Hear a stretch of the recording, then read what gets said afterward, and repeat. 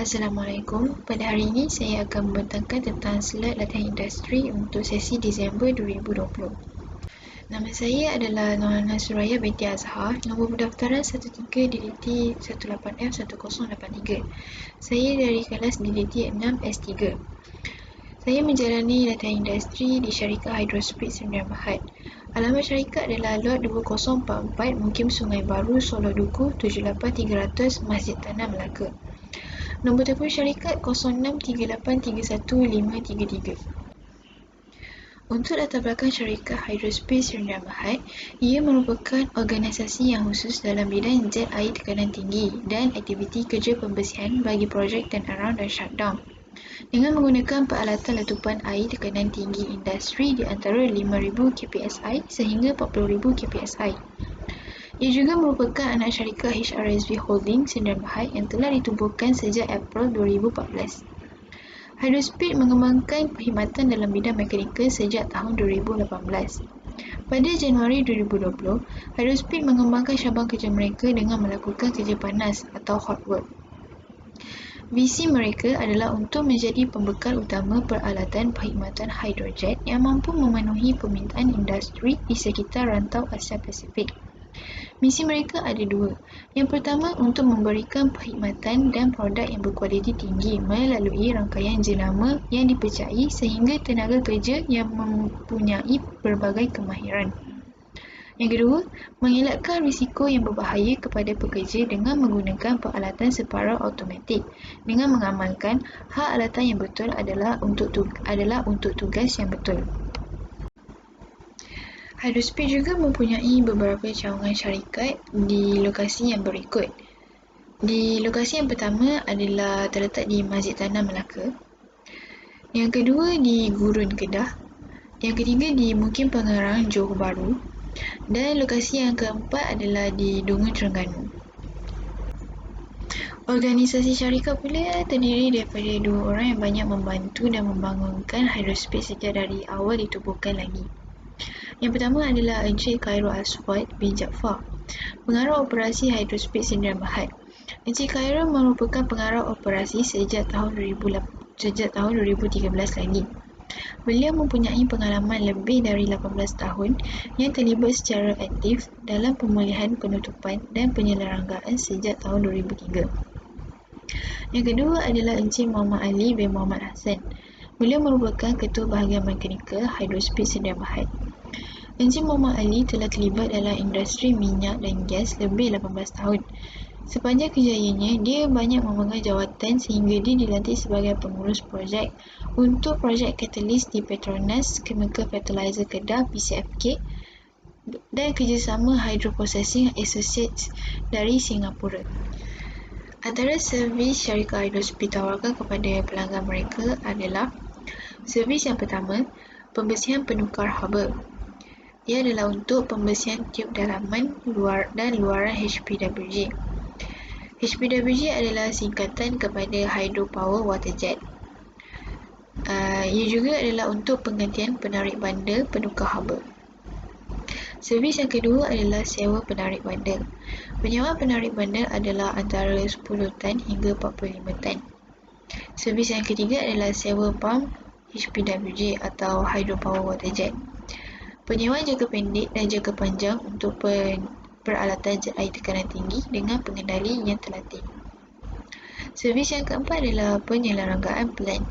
Ia bekerja rapat dengan pelanggan untuk melakukan kerja pemeliharaan yang memastikan kelancaran operasi kilang dan pengeluaran yang optimum. Servis yang kelima adalah hydroblasting.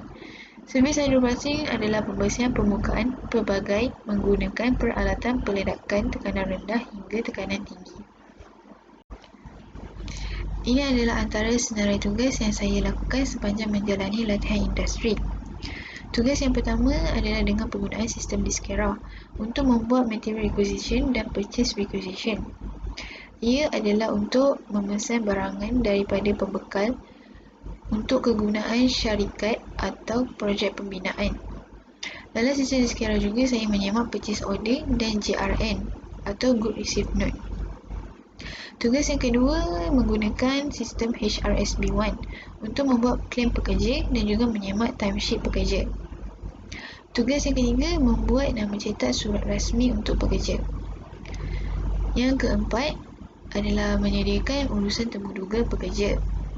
Tugas yang kelima membuat signage untuk pejabat. Dan tugas yang keenam membuat summary claim untuk pekerja. Untuk projek utama sepanjang saya menjalani latihan industri adalah dengan penggunaan sistem Discera. Sistem Discera ini adalah untuk menyemak dan memasukkan data pesanan dari invoice pembekal ke dalam sistem untuk purchase requisition dan material requisition bagi barang yang ingin digunakan untuk pejabat dan projek pembinaan. Sistem Discera ini juga dibangunkan menggunakan kod HTML dan bahasa C++. Cara untuk membuat material requisition adalah langkah yang pertama, perlu membuka portal HRSB dan klik pada ERP Hydrospeed untuk log masuk ke dalam sistem menggunakan ID pekerja yang telah diberikan. Langkah yang kedua, perlu menyemak butiran pada invoice sama ada nama barang pada invoice tersebut telah didaftarkan ataupun belum. Jika belum didaftarkan, perlu merujuk kepada pelatih untuk mendaftarkan kod nama barangan tersebut ke dalam sistem. Langkah yang ketiga, klik pada inventory dan stock request untuk membuat material requisition yang baru. Langkah yang keempat, masukkan maklumat dari invoice ke dalam sistem seperti kod projek, cost segment, nama barang dan kuantiti barang yang dipesan dan klik save. Yang terakhir, langkah kelima, kod SRQ akan keluar dan catatkan pada invoice untuk digunakan pada lampiran purchase requisition. Cara untuk membuat purchase requisition pula adalah langkah yang pertama, perlu membuka portal HRSB dan klik pada ERP Hydrospeed untuk log masuk ke dalam sistem menggunakan ID pekerja. Yang kedua, klik pada Account Payable Purchases dan Indent Requisition untuk membuat purchase requisition yang baru. Langkah ketiga, masukkan data dari invoice pembekal seperti nama syarikat, kod SRQ, kod projek, nama barang yang dipesan, kuantiti barang dan juga harga seunit barang. Yang keempat, setelah masukkan semua data, tekan save dan data tersebut akan keluar pada pending approval sebelum diluluskan dan disemak oleh ketua dan perlu dilampirkan sekali salinan invoice yang telah diimbas sebagai bukti pesanan barangan. Ini adalah antara cabaran dan masalah yang saya hadapi sepanjang menjalani latihan industri. Cabaran dan masalah yang pertama adalah komunikasi. Kelemahan berkomunikasi dan menyesuaikan diri dengan persekitaran di tempat kerja. Cara saya mengatasinya adalah dengan bertanya pendapat atau perkara yang kurang faham tentang sesuatu perkara yang perlu dibuat. Sentiasa berfikiran terbuka dan juga menambah pergaulan tanpa mengira peringkat usia. Cabaran dan masalah yang kedua adalah era pandemik COVID-19. Menjalani latihan industri dalam era pandemik. Cara saya mengatasinya adalah dengan mematuhi SOP yang ditetapkan ketika berada di dalam pejabat. Sentiasa melakukan sanitasi dalam pejabat, memakai pelitup muka dan menjaga jarak. Cabaran dan masalah yang ketiga adalah kemahiran. Kurang cekap dalam melakukan kerja mengikut skop kerja yang diberi. Cara saya mengatasinya adalah dengan meminta tunjuk ajar dari pelatih, melatih diri untuk melakukan kerja yang diberi dengan baik, melihat dan mencatat perkara yang diajar oleh pelatih. Usul dan cadangan kepada pihak politeknik dan juga pihak syarikat. Untuk pihak politeknik dengan pihak syarikat perlu menjalinkan kerjasama yang baik dan sentiasa berganding bahu dalam menjayakan latihan industri yang dibuat. Kedua, program latihan industri ini perlu diteruskan lagi kerana ia bukan sahaja banyak memberi faedah kepada siswa, malah untuk pembangunan negara dari segi penyediaan tenaga pekerja yang mahir.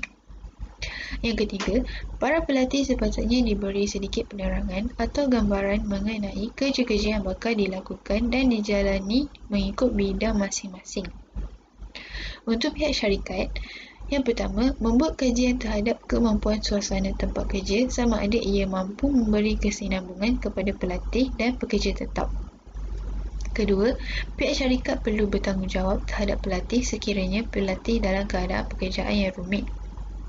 Yang ketiga, pihak syarikat perlulah mengizinkan pelatih membuat kerja dengan seorang juruteknik untuk bantuan pertolongan dalam pekerjaan. Sekian saja dari saya. Sekian, terima kasih.